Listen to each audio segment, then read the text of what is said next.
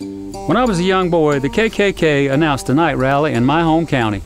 A cross burning with hundreds of Klansmen to terrorize the blacks and Lumbee. We were a poor farming community, black, white, and Indian. My parents and grandparents were sharecroppers like many. The police chief warned the Grand Dragon, "These people don't want your trouble."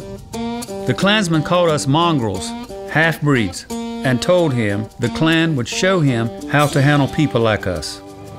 That night they rode in with their cars, their crosses, and a single light bulb hooked to a car battery. 50 Klansmen. Not a bad turnout on a cold night. Problem is, they were surrounded by 400 Lumbees. Simeon Oxendine had been a tail gunner in a B-29 during the war. Verdia Locklear was 4 months pregnant. Neil Lowry was the local barber. Hundreds of normal folks deciding to stand together against ignorance and hate.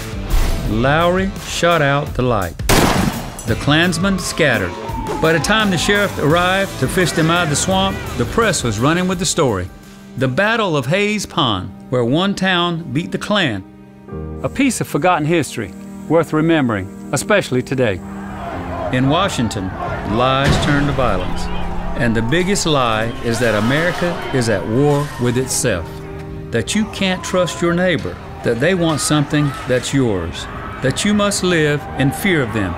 But the people who stood up at Hayes Pond refused to be afraid.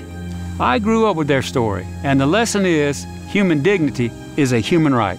When I started teaching special needs children in the 80s, they had almost no rights in our schools. So I spent 30 years fighting the system to recognize their humanity. And as a legislator, I don't play politics. I study, I listen, and I vote my conscience.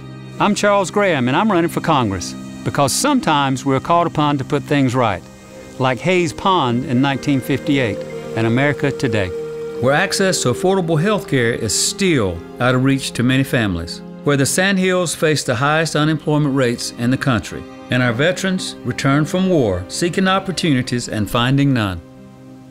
These folks didn't set out to make history, they just answered a neighbor's call. It happened here before, and now it's our turn.